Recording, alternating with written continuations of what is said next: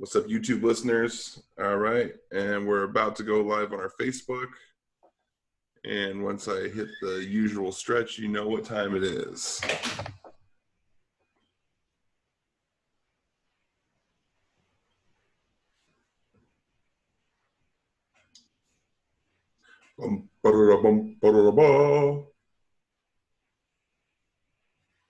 Boom.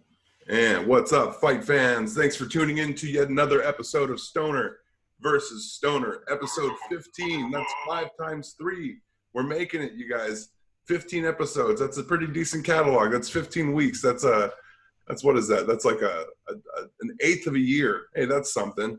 That's something to look at. No, it's a little bit more than that, but we'll take it. Stoner vs. Stoner is the official MMA podcast where we give you dissections of how the fights went, the predictions of how we think the fights are going to go, and the internal politics of the fight world, including jiu-jitsu, MMA, and boxing. Myself, I'm one of the hosts. I'm Chino LaForge. My last name's not Stoner, so you can tell why I'm one of the Stoners. My co-host, his last name is Stoner. His name is Don Stoner. Don, go ahead and tell the audience who you are. What's up, Stoner vs. Stoner listeners? My name is Don Stoner. I'm the other half of Stoner vs. Stoner. Jiu-Jitsu black belt, Higa Machado black belt. I have a school, martial arts school, jiu-jitsu school up in Washington, and also an active competitor. Haven't been too active lately because of a couple tournaments that got canceled, but try to compete as much as possible and live the martial arts lifestyle. And he is being very modest when he says the other host or the co-host. He's the only host that gives this podcast any credibility. I'm just a fight fan. I train a little bit here and there. I have fun. I used to do a lot more kickboxing in my day, but nowadays I just sit and play VR games now. I just got a brand new Oculus Quest 2 headset, and I love it. Speaking of which, if you have an Oculus Quest 2 headset or any type of VR headset, come check me out on Altspace doing live comedy in VR tomorrow. Never thought I'd ever say that, but I'm doing virtual reality live comedy tomorrow. Altspace room called Fail to Render Comedy. Show starts at 7 p.m. Western time. Yeah, 7 p.m. Western time. So come and check it out. It's free, and it's a good time, I believe. I don't know. I've never done it. It's probably weird and awkward, but we're figuring it out. All right. So we had some really good fights this last Saturday. Before we break down the fights, let's just talk about what everybody's talking about. Joaquin Buckley's spinning back heel kick from a leg hold knockout. Did you saw that, right, Don? Whoa, yeah. Jeez, man. I mean, it's impossible to have not seen it. It's in every media outlet, everywhere from ESPN to SureDog. You can find this clip anywhere, Instagram, Twitter. It's all over the place. If you did miss it, if you've been living under a rock, or if you just don't like violence, I'll explain it to you. Joaquin Buckley threw a midsection kick that was caught by the opposite side hand. And when he pulled it off to the side, he held on to the foot, which is pretty common in MMA. You don't see a lot of people doing it in kickboxing. You see it more in MMA. And here's why. He got spinning back kicked in the face. Now, when I say that, it sounds simple on paper. It sounds like a semi-simple thing to do. But you have to realize that his usual plant foot was in the guy's arm, which means that as he brought his back leg up, he put his weight into the person's arm, pulling him forward. And when he locked onto it instead of letting go of it, much like how Rose Namajunas got dropped on her head by Jessica Andrade because she didn't let go of the arm. Because he didn't let go of the leg, Buckley was able to get the momentum and the torque necessary to really lift off on that kick. And not only did he lift off, but he pulled him into it. Kind of like how you see a plumb clinch knee. You pull the head down as you knee into it, and you double your force. Well, that's what happened. And he knocked him out stone cold. Zombie fell. That's one of the most satisfying versions of a knockout in modern day MMA. Wouldn't you agree? Yeah, and it could be one of the most spectacular knockouts of maybe even all of MMA history. I mean, you have some of your spinning wheel kicks Edson Barboza got. You have some of your spinning back kicks to the body knockouts, Superman punch knockouts, just heavyweight knockouts. But something like that is really special. You don't see it, 20 years, 25 years UFC or whatever it's been. We have never seen that. And side kicks too, just by themselves, are, in my opinion, one of the kicks that are least used in MMA. You see more spinning back kicks than you see side kicks. Kind of leaves you open for certain takedowns. But in karate, they have a side kick where you do one side kick and then you jump off the person and you do a spinning back kick right afterwards. Mm. So it kind of looked like that in a way. But I mean, did he train that? It's almost like it was instinctual. I mean, but at the same, it's almost something you had to train. That's what I was like so in awe about that back kick, man. Yeah, the kick that you're referring to is called a back two touch. It's a low touch kick that you use to generate momentum to throw that back high, and it's really effective. It's used in karate and taekwondo, but it's also been integrated into the Dutch style of kickboxing. Not a lot of people throw it, but it has been incorporated. It's a super effective move, but the fact that he held on to his leg, I think, is where he generated most of that torque. Because his center of gravity was altered and his position of leverage was changed. Because of that, you end up with different angles. You got to think of a kick as like a 3-point angling system where you have where your feet are, where your hips are, and where the kick's landing. But when you change one of the angles of where that is, whether it's where your feet are or where your hips are, all of the mathematics change as far as like the torque you generate. And when you bring up that point, you're only making it tighter.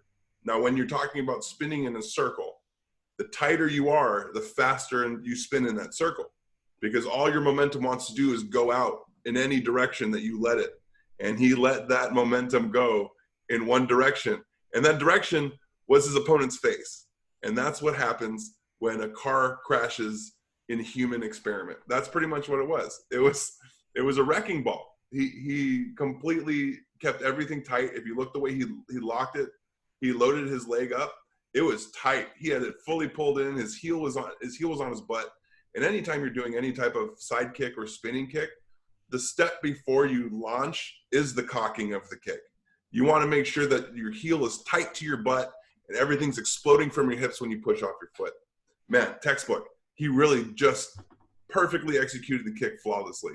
And that's the thing that you're seeing with some of these new age MMA fighters who have been training MMA all their lives. You're seeing these cross-style kicks where it's like, that's karate. That's never been MMA. But that's the whole point of MMA, is incorporating all the styles that you can use. And man, are they doing it. His coaches are just putting together just a plethora of options for him to use. And, that's just one of his more introductory knockouts. We don't even know what his career has in store for him. It's definitely one of the top 5 knockouts. I'll give it that. I don't know if it's the biggest. I still think Masvidal versus Askren was the biggest knockout that's ever happened, just because of the hype, the bullshit, and just the execution. In 5 seconds, the amount of damage that Jorge Masvidal caused, unprecedented. Buckley did a great job reading his opponent, getting his tells and feeling him out. But I mean, Jorge Masvidal didn't even give Askren a chance. He didn't even give him a taste of the buffet. He walked around the room, he smelled the food, and was asked to leave. Yeah. But, you have the Masvidal Askren knee, flying knee, which isn't necessarily a rare technique. A lot of guys start the round with flying knees. Connor does it too. Right. But yeah, like you said, the hype and everything along that came with that fight, what made it even more. And then the Showtime kick. Yep. Did he knock out? It wasn't a knockout. It was at the end of the last round, and the fight shortly thereafter ended. So a lot of people remember it as a knockout, but it was just a knockdown. But that knockdown ended up swaying the decision of the judges, so it was an important kick. Then you have Edson Barboza wheel kicking Terry Edom. But that's right up there. Yeah, that's right up there. Buckley, and the interesting thing, what was his opponent's name? I feel bad for the guy. No, let me look him up, because he was on a 2-fight tear too, and he's no fighter to Impa Kasanagwe. I was going to say something Wanda. Yeah, and he's been on a 2-fight tear before going into this fight. Yeah. We were expecting Buckley to kind of be another feeder for him to get him into the top 15, but you know, if ifs and buts are candy and nuts, somebody just ate somebody's dinner, and it looks like Buckley might be taking the place of potentially cracking into that top 15 in that tough ass weight class. So good on you, Yeah. Buckley. What a great way to start your run. That's a good way. And he before this fight, he was talking about how he wasn't sure if fighting was his career because he wasn't making enough money yet. He just got close to $100,000 in bonuses alone for that fight. So if that's not enough to convince you to stay in the fight game, I don't know what you're looking for, champ. You got to keep working. You're nailing it. Keep going, Buckley. We love seeing what you do. All right, let's go ahead and crack into this event. It was a great one. I really, to be honest, I wasn't expecting these fights to be as fun as they were, but this was a great showing. Did you enjoy the event? For sure. Sleeper card. Yeah. It was one of those cards where you expected very little from it and ended up getting delightfully surprised. The first fight, not the most overwhelming. This was the first fight when I watched it. I was like, okay, maybe this card is going to be the sleeper that we thought it was going to be with Yusuf Zalal and Ila Torpia. Sorry, excuse me. But it was a fun fight, good pace. Definitely some fighters that we haven't seen yet because they're introducing a lot of fighters from the UAE and a lot of the Arab nations. But they were competitors. I definitely see them having a future. Maybe they weren't the best styling mix for a fight as far as entertainment goes, but it looks like either one of them could be paired up with somebody else in the near future and possibly put on a really good show. Yeah. The dude who won Europe, Mm-hmm. whatever his name is, Europe. Topuria? Yeah. Topuria. He had a really good fight, controlled it with his wrestling, had some really tight shots. The other guy he was fighting, Zalal, trains with Brandon Royval. So he was in his corner, actually. And so, they were kind of talking about him, being unorthodox and things like that. But it's really hard when you have a guy who's as tight and as technically sound as Europe with his wrestling. The thing about Europe is it's going to be hard for him to go against, NCAA level wrestlers. We saw it with the one heavyweight from Sweden who fought Daniel Cormier. You see it from a lot of European guys and from the AE when, like maybe a good guy from England, Sweden, those types of wrestlers, when they fight an American wrestler, they tend to lose that wrestling battle. So he might have a tough go at it. He was able to take down Zalal at will and control the fight, but it might be different with a guy with a high caliber wrestler. So I'm not too hot on either of the guys, but it was a very technical fight, a lot of wrestling, like a GSP fight, take the guy down, control. We saw a lot of different angles. And I think the flaw with Zalal's technique was that it was very energy expending. He was trying to do, kind of what Royval does and his school does. But you could tell as the fight wore on that he just didn't have as much in the tank as his opponent. And I think that was ultimately one of the main swayers was the fact that he couldn't really play. He was playing catch up with him the entire time with somebody who wasn't getting tired on him. So, but yeah, good job. Hopefully you can get another win. I'd like to see the follow up. Fight after that was Tom Aspinall versus Alan Badeau. Impressive knockout in the first round from Tom. There was a lot of knockouts in this event card. There was how many knockouts, including the undercards? We had what? 1, 2, 3, 4, 5, 6. 6 knockouts. That's a lot of knockouts for a night. And this was a good one. Tom came out heavy. You could tell that he really, really wanted that W out from the early gate. He looked really good too. I know I've seen Tom Aspinall before, and anytime he doesn't look like he comes to weight sometimes. He doesn't look like he comes in his best of shape, but he looked great. He looked great out there, and he looked prepared for a fight. What did you see, Don? Yeah, he looked prepared. I think a big reason that he got the knockout was his opponent, French kickboxer, was using a lot of the spinning elbows and kept exposing his back. Mm-hmm. And then the guy Dubois, man, I'm terrible with these names tonight. The guy who won it, what's his name? But Baudot. Badeau. Baudot. Badeau got the hook when his opponent turned his back. So that was solid. And then when he got the hook, he was able to take him down, control him on the ground. He's a Brazilian Jiu-Jitsu black belt as well, I believe. So really good, tight boxing. He had really tight boxing, good movement. His opponent was very unorthodox, and it didn't shake him at all. He stayed very, very calm. He stayed composed, and he saw his opening. Good fight. Yeah, he did get a little sloppy at the end, though. Towards the end, in the finish, you'll notice that Badeau was able to hit him with an inside left and get him a little dizzy. Of course, it was in the sacrifice of him putting the push on him before the final combination. It's just a little small thing. Somebody just lost a little bit of focus at a certain time. Against that opponent, it's not that big of a mistake. But as he climbs the rankings and lifts up on that ladder, that mistake could be fatal. You know, you look at fights, somebody like you were back in the day, Pete Sells with the injured rib, and he fell back, and the fighter jumped too heavily on it and got caught with that cross. You know, when you fight a fighter with more heart, that might be something to look out for. So hopefully he looks at the tape and sees where he got a little sloppy, that he could clean it up. Fight after that was Marcus Perez, aka the Joker, versus Dricus Duplessis. This was the one that you were thinking of for a minute in the name version. But before the weigh-in, we had Perez, of course, dressed up as Joker again. A gag that I think he should retire.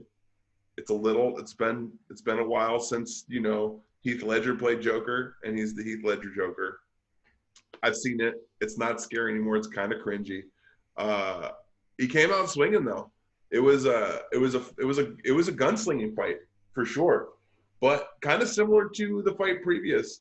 Perez started getting a little wild, a little loopy, showed his back to his opponent too many times. He tried to come with a back elbow and got caught with a stray left that hit him upside the head and face planted him. He ended up probably one of the most embarrassing positions to be if you've been knocked out, if I'm gonna be honest.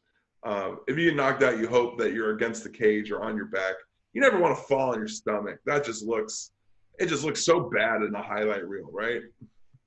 Yeah, instant highlight reel for your opponent when you drop face down. Ooh. Yeah. No, that was I think we both picked Perez in that fight. Mm-hmm. Perez had some really good fights beforehand. Perez has had I think 4 or 5 UFC fights, solid kickboxer, and has no fear in the cage whatsoever. I mean, I even remember his first fight. He just came out, threw everything, looks for the knockout. He's Brazilian. He's must have grappling. Didn't see it in this fight, but he came out hot, and he tried to play on the fact that Dricus, it was his first fight. He tried to get the nerves, and he tried to really get in his head. And that's really what he tried to do first round. And the announcers, Felder was saying, Dricus looked a little, like the octagon jitters got to him. But then Dan Hardy was talking about how Dricus, sometimes he looks like that, and he's very good under fire. He's a very good counter striker. He took advantage of that elbow. It happened in the previous fight before, but he actually got the knockout this time when the guy exposed his back. So that was really, really sweet to see. He's a really tight striker, very, very, very technical. I mean, there's few strikers that I've seen come in the UFC that can weather that type of storm and then expose the opponent for a knockout in their UFC debut. So it's interesting to see how he's going to do in his next fights now that he's shaking off the cobwebs. I don't know what his ground looks like, but Dan Hardy was really, really, really hot on this guy. I didn't study him before, but he had apparently a lot of fights overseas and in Cage Warriors in South Africa, and he was a top prospect. He's been trying to get in the UFC forever. Very, very solid fighter. I'm excited to see this guy. Out of all the up and comers, I think he's the one, even more than Buckley, that I have faith that he's going to be able to, do really well in the UFC. Yeah, he definitely showed some great technique. I could see where the visuals for ring jitters came in. He did keep his hands a little low. He did keep his chin a little high. I think Perez is also trying to capitalize on that. But he said a good thing. Perez goes in there with no fear, but this time he went in with no respect. I don't think he had respect for Duplessis' striking, and I think that was ultimately what caved him in. I hope that he doesn't learn fear in this loss, but I hope he does learn a little bit of striker's respect in the fact that no matter who you're fighting, if you leave yourself open, they can knock you out, whether they're a professional or an amateur. If you leave yourself open and you take a shot, doesn't matter who it is. It's night if they can generate the power to do it. But a great fight nonetheless. I'm sure Perez will make a bounce back. He's a great staple in the UFC. He's been, like you said, he's been on a tear. I'm sure he'll come back just fine. Now the next fight was the first fight that we had a disagreement on that someone got correct, and that was you, my friend. You got this one right. Ben Rothwell versus Marcin Tybura. I had Rothwell. You had Tybura. First of all, a heavyweight 3-round fight. Normally, you would hear me saying how boring it was. Not the case. Oh man, do you want to break this down first, or do you want me to get into it? I'll break it down. Yeah, it's like you said. It looked like a lightweight fight, man. It looked like a lightweight fight. It looked like two bantamweights landing 100 punches a round, and how many punches Ben Rothwell landed? He landed over 100 punches, or he had 100 attempts in that first round. Marcin had amazing head movement, and really weathered that storm. I was surprised to see Marcin not try to do takedown in round 1 and 2, because I had thought that if it wasn't going to be an early knockout, that Marcin would control him in the latter rounds. The 2-minute mark, a lot of times you're going to see guys take the fight to the ground. They're going to win that round. And what he ended up doing was just using his head movement, letting Ben Rothwell tire himself out, and then taking the fight over in the latter rounds. Marcin had a great jab. But a couple of those exchanges, man, it looked like Don Fry and Takayama. That's what somebody had said that, when they're just standing in front of each other, banging. I was super surprised that there wasn't a knockout in that fight, man, from the volume that they were throwing. Man, I was impressed by both fighters in many ways. Marcin for his footwork, excellent footwork against somebody like Ben Rothwell, because Ben did not come out looking like the usual Ben Rothwell. He had some new tricks up his sleeve, and I wasn't expecting that. I was expecting to see cliche Ben Rothwell. I was expecting to see classic, good old BR. But what he did was something that I wish he would have discovered in his style 5 years ago. If he would have discovered this new sway style that he's using with the switch foot fighting, if he would have been able to implement that as clean as he did in this fight 5-6 years ago, I think we would have seen a reigning champion in Ben Rothwell. What an amazing idea from his coaches to use that sway, because they know his build. They know that he's not necessarily hip heavy, and he needs to generate more power because the power coming up from his legs isn't as equal in his later years. So, man, what a great idea to throw that sway in there to just add that extra little bit of leverage to it.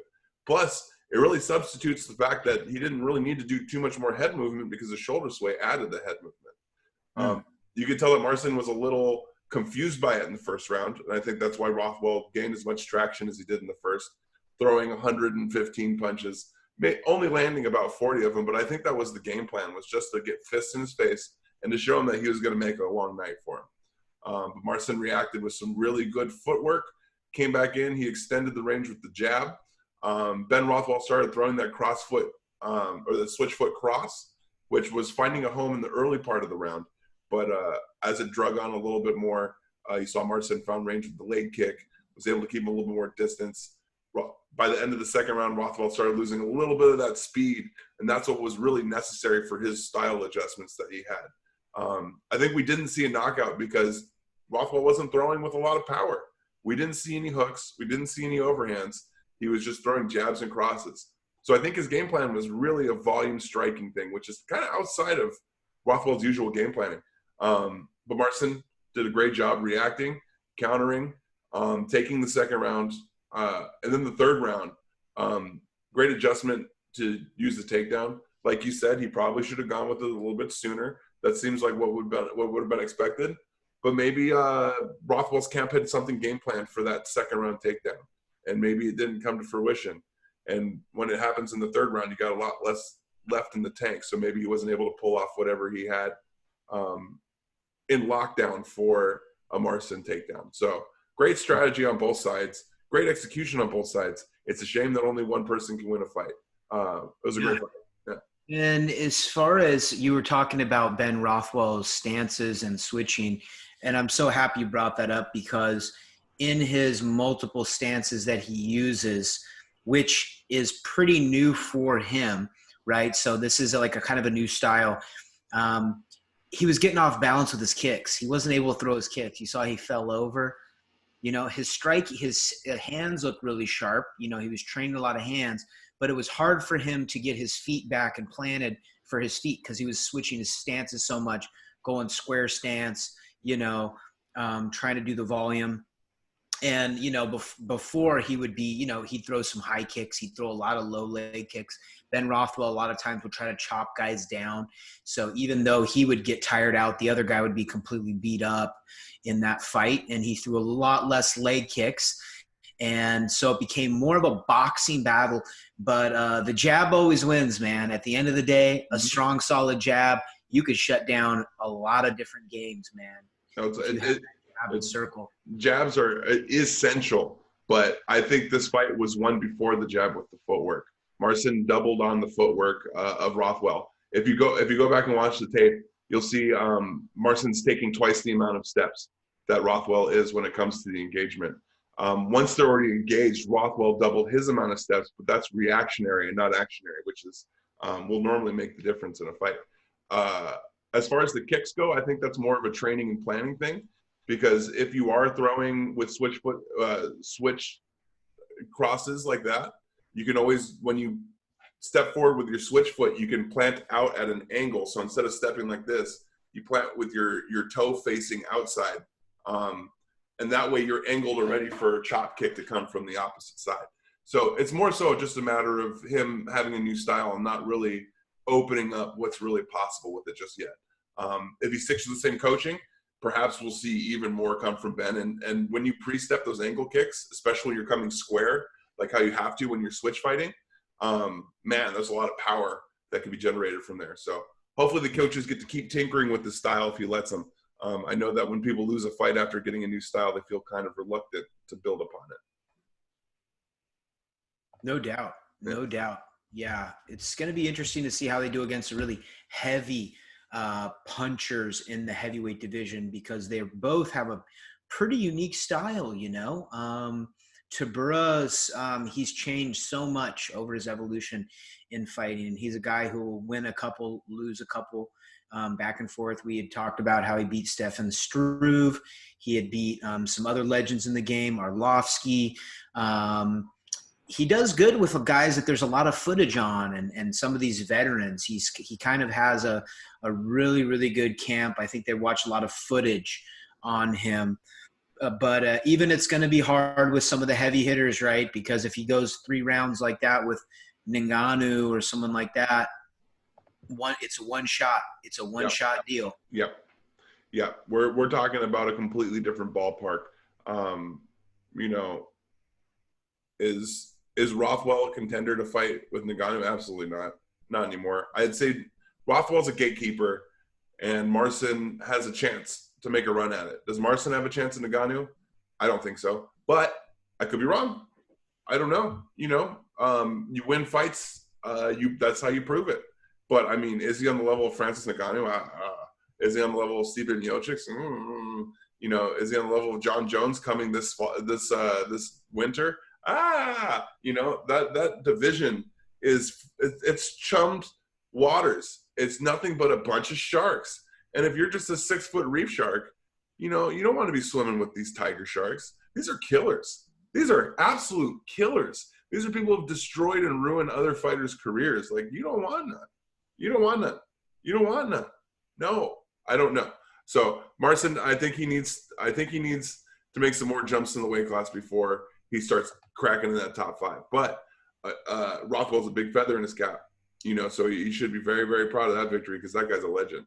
After that, I got a fight, right? You had Makwan Amirkhani, and I had Edson Barboza. Edson Barboza gave me the W. It was a good fight. I'll hop into this one first. I think we both were expecting Edson Barboza to throw a high volume of leg kicks. You know who else thought that? Makwan. And you know who didn't throw a lot of low kicks in the first 2 rounds? Barboza. What a great game plan. He knows what people are afraid of most, and he changed it up. He threw a lot of outside angle switch kicks to the body, and he worked the body really early on, throwing a lot of liver punches, a lot of hooks to the lower end.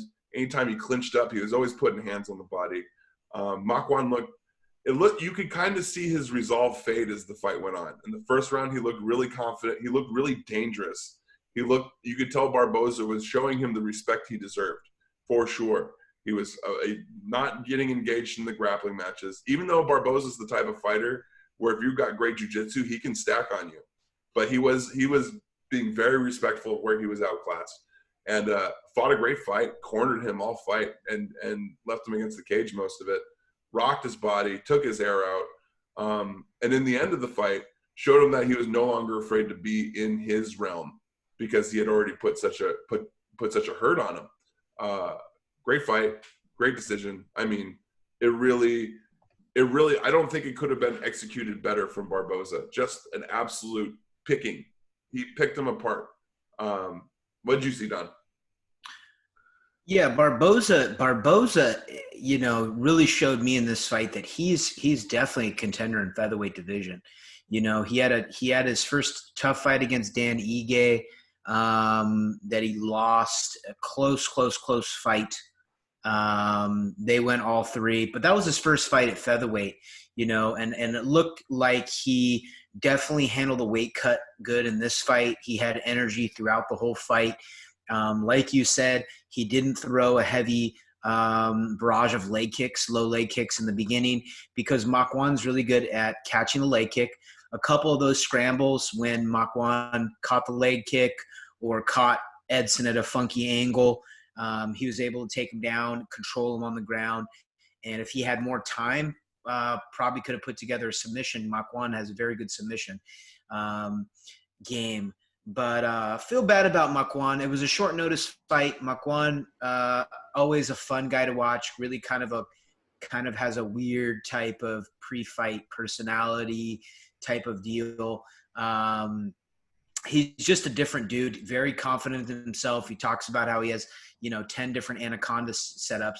But the really cool thing that we saw in what Barboza Jr., was he put Makwan in the anaconda, and put him in his own thing, like you said. And that was really, really just great. When you see a guy that goes for his own move and he got him stuck there, and that's ultimate confidence, because somebody like Makwan, who has so many anaconda chokes and defenses, he knows how to defend and reverse the position, right? It's like, I like guillotines, right? So if somebody throws me in a guillotine, not only do I have the utmost confidence that they're never going to tap me, but I know I can catch them in a scramble and re-guillotine them.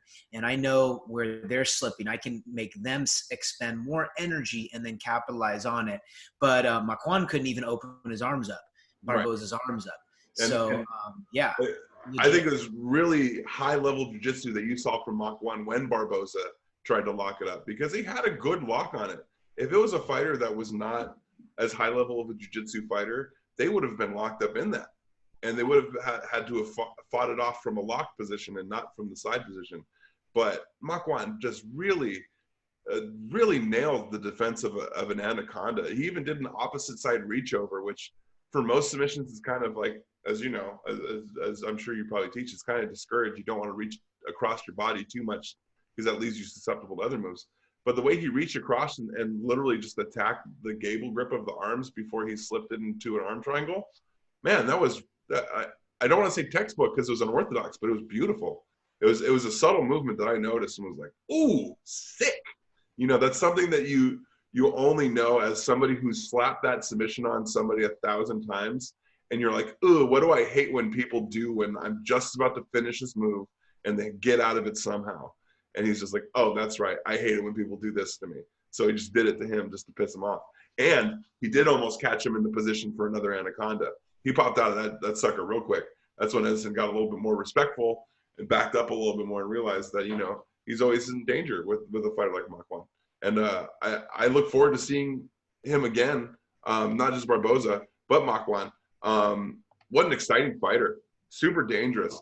He kind of has like the old Yoel style, that crocodile style where, you know, he's going to grab you and gator roll and you're not going to know which way is skyward and which way is sandward. And man, those types of grapplers are just so much fun to watch. The dudes that keep the pace moving and they just pretzel you everywhere you go. I'm really looking forward to seeing Makwan fight somebody who's a little bit more game to fight him in his realm. Because you could tell that Barboza's entire strategy was to stay out of the gator pit. And he did a good job. Yeah. Makwan's had a weird career. He's been in the UFC for a while, but he hasn't had these type of matchups like he had with Barboza. And unfortunately, the time that he got the shot was last minute notice. So I don't know who Makwan should fight next, but I'd like to see him with the full camp. Barboza, I want to see Barboza against somebody like maybe like Calvin Kattar, someone up high in the rankings who's like top 5. Mm-hmm. You know, I think Barboza now has done enough to get a really, really high level opponent because he's already basically a legend in the game. And what he did with Makwan and Ige, both top level talents, he needs somebody who's up there in the rankings. And I think he might be able to do a title run for Barboza. You know, Barboza gave me faith. He's on a resurgence in this featherweight division. So super, super happy on Barbozinho. Yeah, who knows? We might be seeing his swan song. Maybe this is the last he's gotten in the tank, or maybe he's a Frankie Edgar. Maybe we'll see him come back again and again. He's like a fungus or a mold. He just never stops growing. And the final fight of the night was Marlon Moraes and Corey Sandhagen, which we both got very, very wrong. Oh man, Sandhagen, I'm a fan. I was not before, but I am now. He looked bigger. Marlon, you normally see him kind of look like the beefier opponent, but Sandhagen looks real big in that weight class as far as like height-wise. Maybe not as far as density, but just towered over him. And man, the technique, the angles, everything. Sandhagen, I'm a fan. What do you think, Don? I was just shocked, man. I was shocked. I was, because I was so high on Marlon Moraes, man. Marlon Moraes, I mean, the guys, the fights that he's had, the tear he's been on, the battles he's been through. But that Henry Cejudo fight, I think really knocked the wind out of his sails, man. And, it's the old Chuck Liddell knockout. Once Chuck started getting KO'd, the KOs came easier and easier and easier, when before it looks like he could walk through anything. And Marlon was the same way. I didn't expect Cejudo to ice him the way that he did. And then Corey Sandhagen, was very, very good, was on a tear. But after Aljamain took out Sandhagen, I tried to put my MMA math together, and folks, MMA math never adds up. It never does. Nope. So, and that's one of the reasons I'm getting dominated right now in October. Well, actually, you and I are tied in October. Oh. But I did beat you in September. Why does it feel like I'm getting dominated in October too? Well, no, the last fights, the final ones actually counted for October because we called them in October, but the fights happened in September. but they happened in October, so we counted them for September, not October. So you got lucky on that one, my friend, because that was a 3-1 I had on you. I could, but it's a clean slate. October is anybody's game. It's both our birthday months, so we both want it. There's nothing wrong with that. Yeah, it's always cool to see too when you see these types of wheel kick knockouts, because it almost looked like some of it landed on Sandhagen's. He struck him with his calf, the lower ankle, not necessarily the heel. It was a weird thing, but it's just like clipping that top of the head. Turn the lights off on it. Marlon could have went longer, man. I mean, that's one type. Whenever main event fights, you got to let them go a little longer, guys. But refs now are so afraid of, the repercussions. It's a tough spot to be in. Don't get me wrong. Especially when Dan Hardy's in the building. They know that Dan Hardy might come for them if they let it go too long. Now, I agree. The fight probably could have gone longer, but I think we would have got more of the same. I think the reason Aljo put him out is because he caught him dry. He caught him real early in the first round, was able to lock up a submission. That's the one thing that Aljo had on him, was that crippling speed. Aljo is so fast. And when you fall into a position like a guillotine like he did with Aljo, I mean, what's Aljo going to do but lock it up as fast as possible? He did his job. If they fought 100 times, I don't think Aljo beats him 90 out of 100. I think it's looking closer to a 60-40, maybe even a 50-50. But Aljo won that encounter.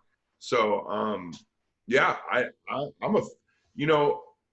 I know a lot of it could be Moraes possibly losing it, but I'm willing to believe after what I saw, the technique that Sandhagen put on and how smooth and slick he looked, I think it might just be that he got overwhelmed by a good fighter.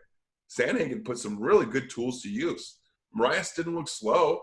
He just looked like he wasn't getting off the way he should because Sandhagen was a wet blanket. He just soaked him, left him completely just stuck in the mud. Did a great job. Sandhagen looked like a Dominic Cruz 2.0 in that fight. Yeah, that was a spicy one, man. I've never seen him move like that before. I've seen Sandhagen fight a few times, and I've always kind of been like iffy on him. But that was the first time I saw it where I'm like, yeah, I believe. That's the truth right there. If Sandhagen could fight more like that, ooh, dude, that's a title holder for sure. I see him definitely climbing. And if he fights like that against Petr Yan, that's a fight. I don't know if Aljo versus Petra is a fight. If I'm being honest, I think Yan knocks him the F out pretty early too, like second round styly. But if Sandhagen fights like that, I think he might be the one. No doubt. And 5'11", I mean 6 foot tall, 135 pounds. And I mean for sure he's all bones, but he had some meat on him too. So that's a dangerous dude. And for Petr Yan too, is like Petr Yan has to get close. Petr Yan's a very similar body type to Marlon Moraes, very similar game plan. They're almost very, very, very close. Petr Yan has a little more in the realm of in the grappling realm. Sandhagen's no slouch in the grappling realm, but his length.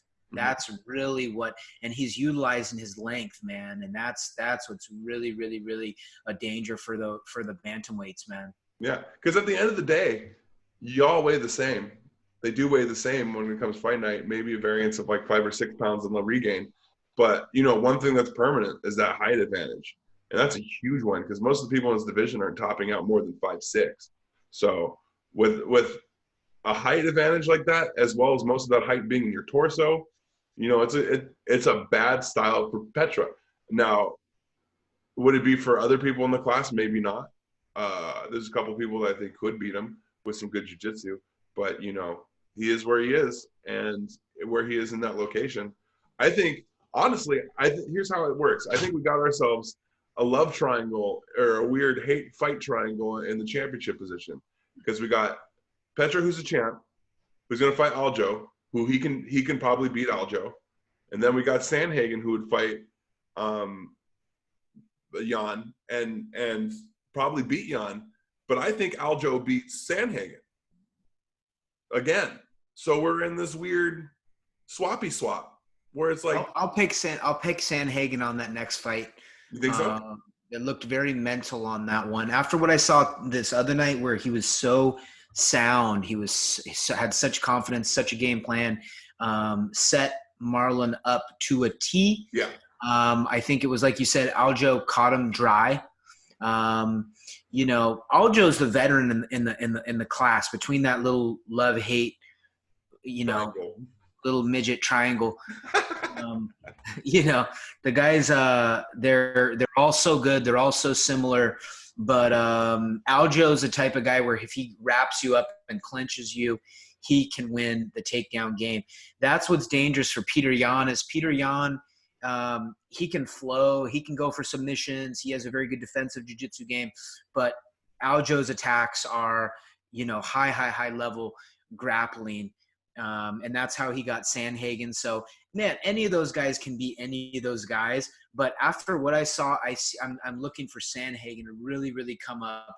And he's one of these guys who's a lifelong martial artist. He's been training since he's 12, and sees, now he's working sports psychologist, working with, different people in his camp.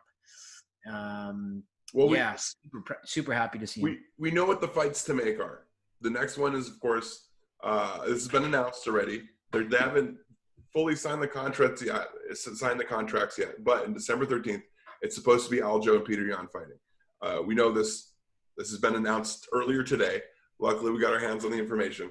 So we know what's going to happen. We got Yan and Aljo clash. If Aljo wins, I don't think he fights Sandhagen next. I think they give him somebody else next, and then Sandhagen. If Yan wins, they give him Sandhagen. I think that's how it's going to play out. So if that's what happens, if Yan wins, then it's Yan Sandhagen. Boom. I think Sandhagen wins. If Sandhagen wins that, I think the fight to make is Aljo Sandhagen too. It sets the precedent for a really good rematch, a lot of buzz, and a good reason for two fighters to talk a lot of shit. And that's what we like. A good shit talking before a good fist fight. That's just, who can ask for anything more? So that's what I think is on the horizon for that weight class. Now, we still have this Saturday's fights to go through. So let's just go through these really quickly because we still got a couple other pieces of news to share. First fight on the main card, we have Thomas Almeida versus Jonathan Martinez. Who do you got in that fight? I'll pick Almeida on that one. Yeah, me too. Dang. We agree, Don. We agree on this one. Why are you picking Almeida? I've always liked Almeida. I've always liked Thomas Almeida's his style. He's been sidetracked in his UFC career. I think he could have done a lot more. I think he could have hit the title contention. Fought some really, really tough guys. Had some losses to some wrestlers and things like that. But I've always been a fan of Thomas Almeida, so I'm going to go for him. Don't know too much about his opponent. I don't think I've seen him fight in the UFC before. So that's, there's the experience factor as well. But with all these guys coming to the UFC, man, I mean, UFC's signing just some killers, man, and it's hard to pick against a lot of these guys. Well, it's especially hard to pick against Almeida in this one because he's got, almost twice the record that Martinez has. He's got twice the experience, and he's not that much older than him. He's only a couple years older than him. So we're looking at two fighters who have had the same amount of training to prepare for this fight, and one's been a lot busier. So I'm just looking at, even though the records prospectively look pretty much the same as far as ratio, actually, no, it is heavier towards Almeida. I think this is a fight that's kind of designed for Almeida to generate a little bit more buzz to get started for a climb. I think he might be one of the people that the UFC might be getting behind again soon. They gave him a little run earlier, and he wasn't exactly ready. He had a couple wins, followed by a few fight skid. I think they were giving him another chance and trying to treat him like the UFC product. So let's see. Almeida's the truth, man. He's a great fighter, talented, a lot of skills, a lot of great coaching, a lot of great tools at his disposal. I think this is a resurgent fight for him. So I'm definitely going with Almeida as well. After that, we have Claudio Silva versus James Krause. In this one, I am picking Krause. How about yourself?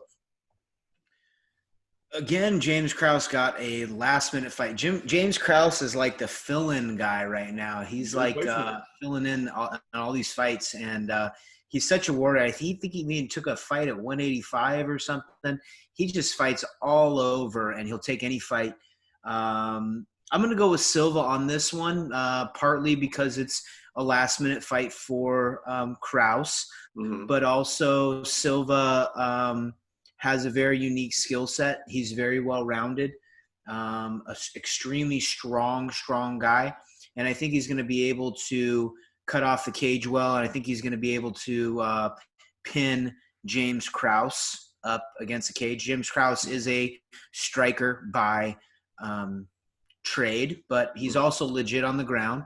But Claudio Silva, I think, is just going to have a little more in the ground game for Mr. Krause. And, we should see a decision or submission. Yep. And Krause has the reach advantage, but Claudio has the advantage of being the southpaw in a fight. So, that kind of negates a 2 to 3 inch reach advantage a little bit. It was going to be a good fight. I think that one has the potential to be a really great one. After that, we got Jimmy Crute versus Modestas Bakaskas, which, to be honest, I don't know him, but it looks like he's on kind of a tear as far as his record goes. I think I'm going to take the unnamed horse on this. I'll take Bakaskas. Nice, brother. I'm going with Crute. Okay, cool. We got ourselves some. So, by the way, I'm just going to go ahead and say that I'm taking a chance on this one. I'm going sight unseen. I'm betting on the Amazon picture here. I'm not even looking at the actual product. I'm looking at what I'm seeing on my screen here. But I think this might be one of those UAE fighters that have accrued a pretty impressive record that they might be trying to use the Dubai market to get in, and I'm all for it.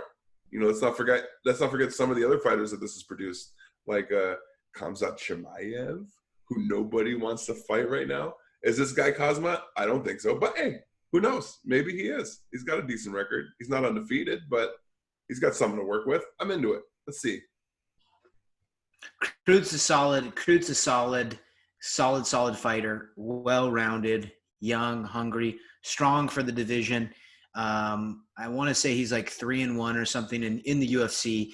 The guy lives at the gym, and he's just hungry. And he's had all the UFC fights already, so he has the experience. So unless Modestas is some type of prodigy, Crute should win this fight. Yes. I'm throwing a Hail Mary here. I'm thinking that he's got just the right amount of syllables in his name to make me believe that he could be a hidden superstar, All right, after that fight, we have Caitlin Chukagian versus Jessica Andrade. Who you got in this one? Ooh, man. Now this is a good fight. Yeah. This fight just got me excited for this card. I want this Andrade. Fight of the night, bro. I want Andrade in this one. I'm gonna be honest. I want Andrade.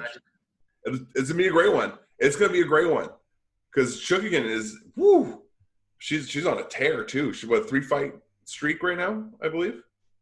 Yeah, and she had her last fight was a big win too. Grinded. I'm going with Chukagian. Yes. Oh, look at this card. We got many disagreements. This will throw the record into chaos. Andrade, and for me, it comes down to body types and striking styles. I think if Caitlin can make it a long fight, use her length, use her reach. Chukagian's better on the ground. Chukagian's a better wrestler. Andrade is no slouch on the ground, don't get me wrong. But I was never too impressed with Andrade's ground game. I mean, a lot of times she just mauls her opponents. And if from stand up to the ground, it's all forward pressure, striking, kill or be killed style. Where Chukagian is very calculated. Chukagian knows how to win fights strategically. She's longer. She's I think her husband's like an NCAA wrestler, so she's really, really good at wrestling. She trains with all the guys in New Jersey, like Gary Tonin and all. So she has the highest level of jiu-jitsu in North America that you can get. So I'm going with Chunigan on, and also Andrade is maybe not slipping, but she's definitely kind of trending down where Chunigan's trending up. And I really like Chunigan's last fight. Made me a fan of Chunigan. Well, that seems to be the MO when you fight Nunez. Well, true. Anytime any fighter fights Nunez, their needle drops hard. It's not, and you know what? It's because she's the gold standard. It's because we've elevated Nunez to the gold standard, where it's like that is the cream of the crop. And anybody who steps in the ring with her and gets tossed around, we're like, well, you're not Nunez. And but I don't think we should discount Andrade because she is a monster. And if that fight does go on the ground and she ends up on top, she's going to show her how much of a monster she is. You're right. She is a full ground and pound style and ground. But she's also Brazilian, which means that she probably knows how to do what's what on the ground as well. I think it's more so just a matter of where her strengths are. She's heavy-handed. She's heavy-hipped. She does a really good job of getting under you and then getting on top of you. So I think Chunigan's a smarter fighter. Mm-hmm. I think is kind of what I mean to say. No, totally. I agree. She's more Chunigan is definitely more technical and cleaner. But, who's going to fight better when the fight gets messy? And this fight will get messy because it's like watching two basketball teams that are playing at such a high level. And then at the half, they're only like 30 or 40 points. You're like, these are the best teams in the world. Why aren't they scoring more? Because they're playing against the best team in the world. And when you fight at that level, the other fighter is going to make you look a little sloppy in the same other ways. So when the fight gets messy, I think that Andrade has a little bit more of the advantage just because she's a pirate. She knows how to fight in that swamp. Chukagan is really good at fighting a fight that she dictates the pace of. But if Andrade is dictating the pace, I think that she could take it. Yeah, no doubt. The telling sign is going to be round one. If Chunigan can move out of the way, land her jab, land some straight punches, Andrade starts throwing, whiffing in the air, then that's going to tell me who's going to win the fight. If Chunigan can land an early takedown, clinch Andrade controlling the ground, that's going to win the fight. Andrade is always dangerous, but a lot of times it's that Hail Mary punch. If she can't maul the girl, get in her face and, land those body shots, a lot of times she can't win it. Mm-hmm. Where I think Chunigan is going to be, like you said, very technically sound on that. If Chunigan wins this fight, we'll know within the first 2 minutes of the fight start. If Jessica Andrade wins this fight, it's going to be a war through and through. It's going to be ugly, messy, dirty, and I'm in for both. I would love to see Chunigan be able to dust her because that means that she might have a chance at the Golden Girl. I would love to see that. I'm only looking for more opportunities for that upward success. But I also like the odds of Andrade in this. It's just going to be a great fight, though. And then after that, the main event of that night, Brian Ortega versus the Korean Zombie. Who you got? T-City versus Korean Zombie. Fight. The main event. Man, another one. Really good one. Something got lost in this fight where Korean Zombie has a friend. He's a Korean rapper, and he was talking smack to T-City, and then T-City did the Stockton slap, but it was more like a East Torrance slap, something that is in the back of a taqueria slap on a little right on Normandy. Yeah, over there in Normandy. Taco Sinaloa. I know what you're talking about, bro. Taco Sinaloa, bro. Something like that, man. And what is T-City doing? Nobody knows. He changes camps. I don't like that because T-City's always been somebody that stuck with his camp, garage training with a bunch of guys that were longshoremen who nobody knew, who even knew who his last striking coaches were, right?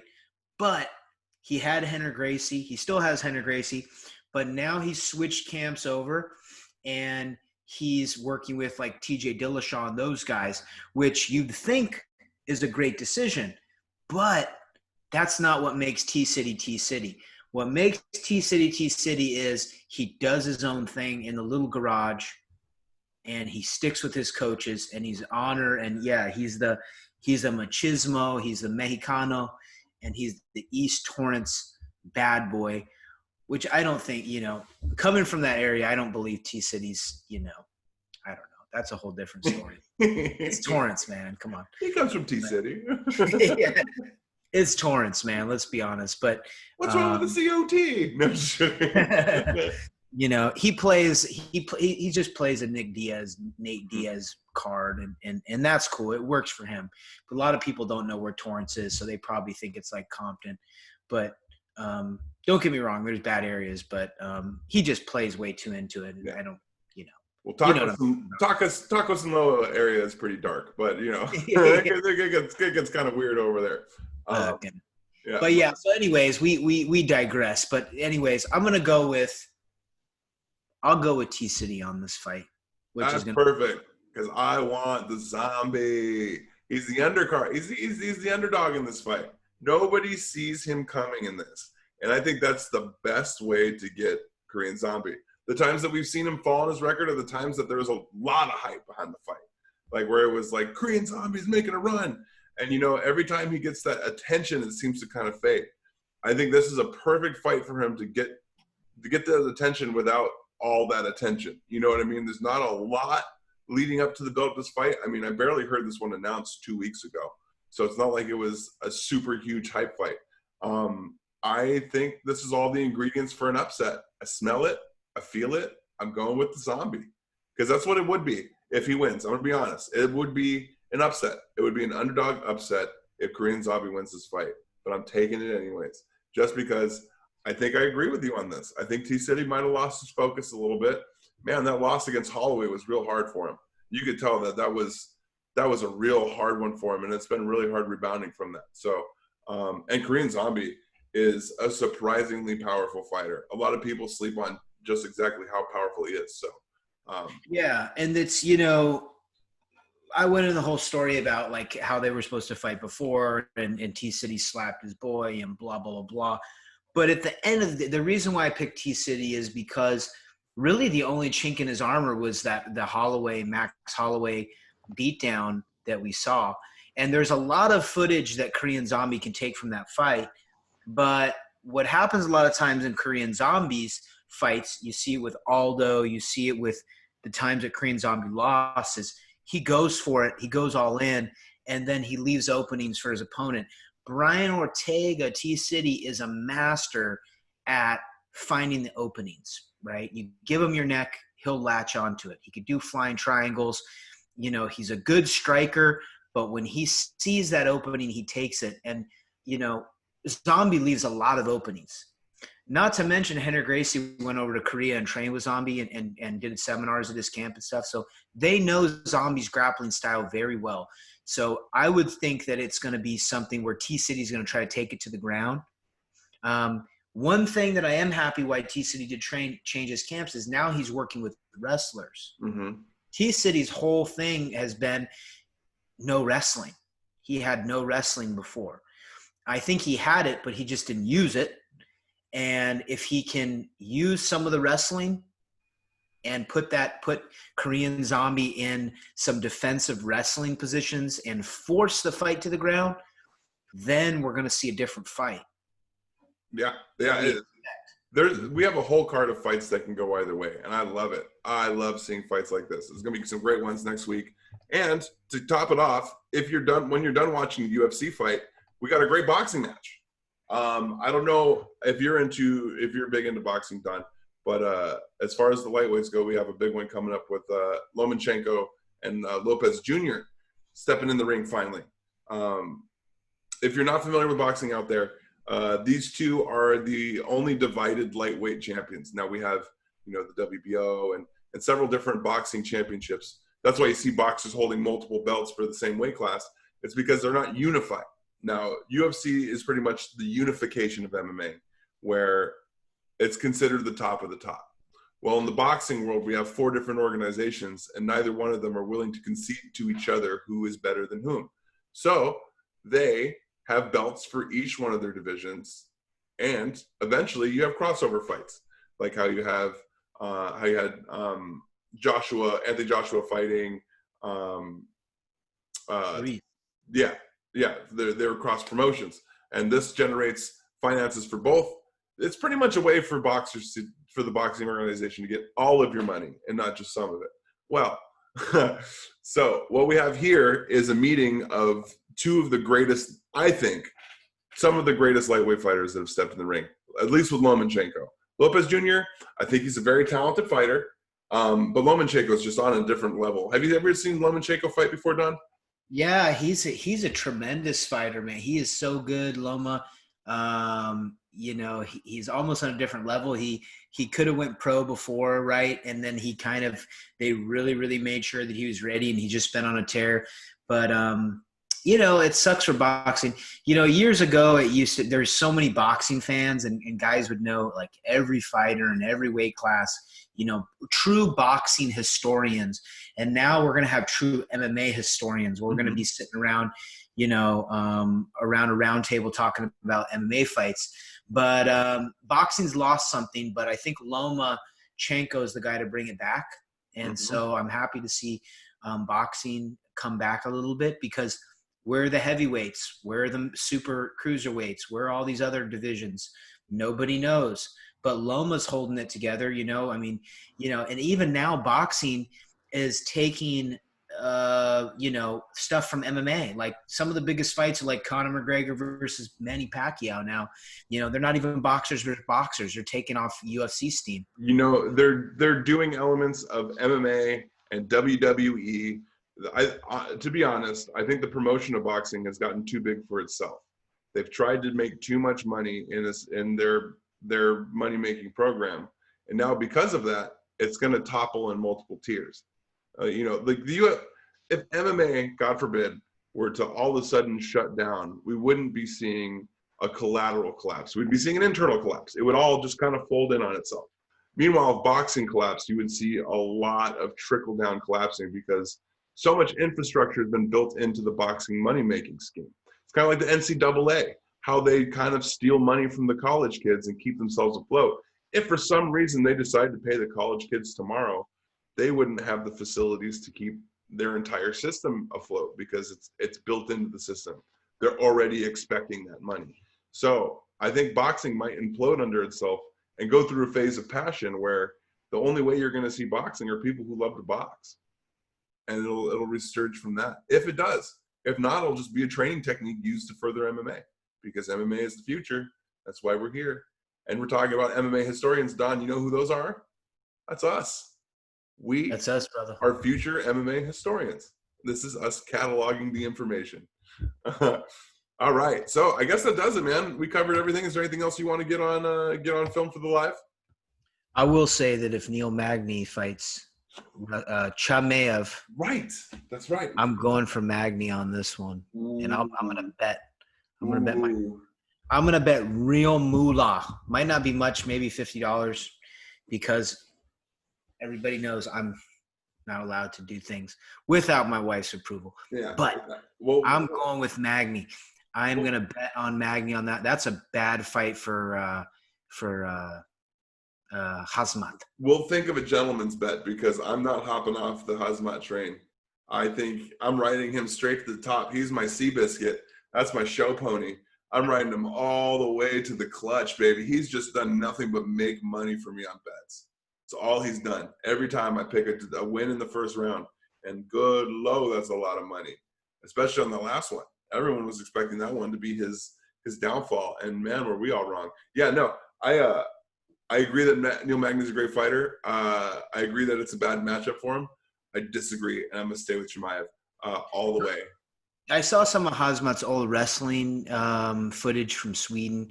I've really gotten to Hazmat's game, and, he's not, like, spectacular in wrestling. He's just so overwhelming. His attack style, he attacks with such aggressiveness, and now he does that in striking too. Such an aggressive attacker.